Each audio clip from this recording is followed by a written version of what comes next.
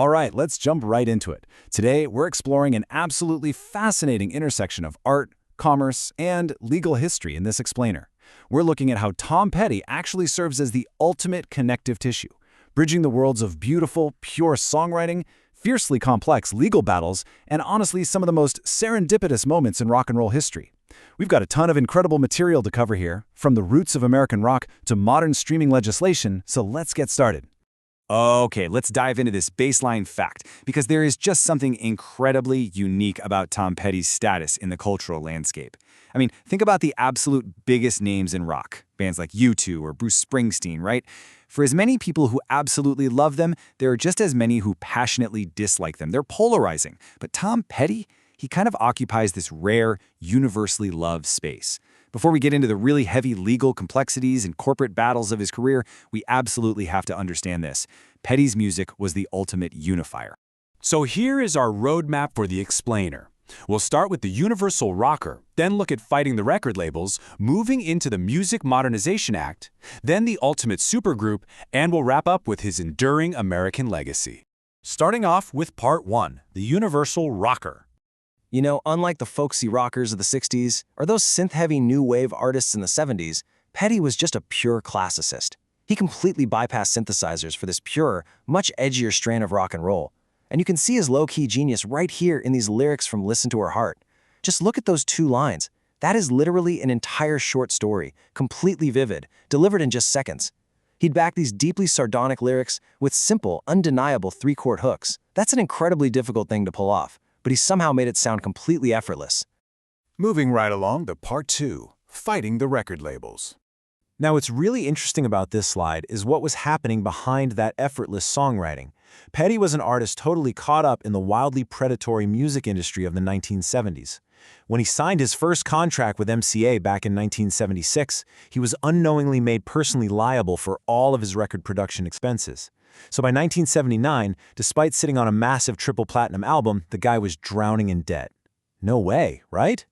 Well, he decided to deploy the nuclear option, Chapter 11 bankruptcy. It was this brilliant act of legal self-sabotage that effectively voided his bad contract, turned him into a free agent, and basically forced the label to come back to the table and cut a much fairer deal. Which brings us to Part 3, the Music Modernization Act.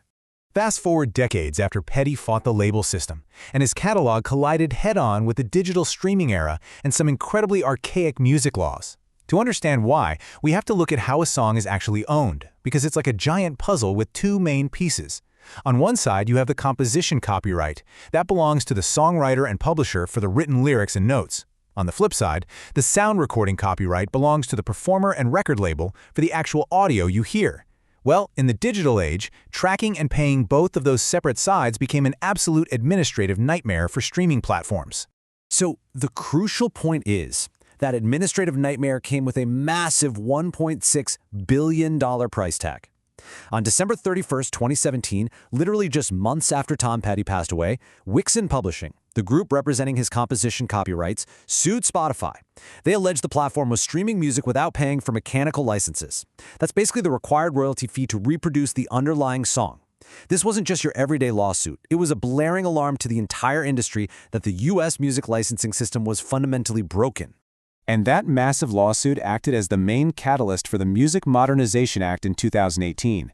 This was a real game changer. We're talking the most substantial reform to music licensing since the 1970s. It created a mechanical licensing collective to untangle that messy dual copyright web we just talked about. This ensured that the digital apps we use every single day can legally host music, while making sure the actual songwriters finally get paid properly. So Tom Petty's legacy literally forced the music industry into the 21st century. Let's shift gears for Part 4, the ultimate supergroup. Okay, leaving the dense world of corporate lawsuits and copyright law behind us, let's step back to 1988 and just look at the pure joy of making music. And this brilliantly illustrates how the greatest supergroup in rock history formed, essentially by total accident. In April 1988, George Harrison needed a quick B-side track, so he borrows Petty's guitar, arranges to record it in Bob Dylan's actual garage, and then just recruits Roy Orbison backstage after a show. They recorded Handle with Care, When Warner Brothers heard it, they immediately said, no way, this is way too good for a B-side, and an entire album was greenlit overnight. I mean, just look at this lineup. These are indisputable rock gods. But instead of letting their massive egos clash in the studio, they completely checked them at the door. They leaned into the absolute humor of it all by adopting these alter egos, pretending to be a fictional band of half-brothers who were all sons of Charles Truscott Wilbury Sr. So you had George as Nelson, Jeff Lynne as Otis, Roy Orbison as Lefty, Bob Dylan as Lucky, and our man Tom Petty's Charlie T. Jr. It was the absolute antithesis of a bloated, self-important supergroup. George Harrison famously called their sound skiffle for the 1990s, which was a nod to that raw, homemade acoustic folk music style. They recorded their debut album over just 10 days in a Los Angeles kitchen. No giant mixing boards, no high-tech drum kits. Actually, their drummer literally played the grills off a refrigerator for percussion. It was this magical environment completely free of record companies, marketing concerns, or annoying managers. It was just 5 absolute legends celebrating pure musical friendship. Finally, Part 5, An Enduring American Legacy. So, The Traveling Wilburys Volume 1 was a colossal success, eventually taking home a Grammy. But tragedy struck when Roy Orbison suddenly passed away in December 1988. Despite that devastating loss, the remaining 4 guys decided they were just too much of a unit to stop. In 1990, they released their follow-up album, and perfectly keeping with their trademark humor, they intentionally misnumbered it Volume 3, literally just to confuse people. The album had a rougher edge, was dedicated to their fallen brother Lefty, and it cemented their legacy as a band that brought genuine sunshine to a deeply corporate industry. Let's move to and see how this builds. The legendary rock critic Lester Bangs once wrote in his obituary for Elvis Presley, "We will never again agree on anything as we agreed on Elvis." But you know, Bangs didn't live long enough to see the world agree on Tom Petty. Petty eventually became that ultimate unifying figure in American rock.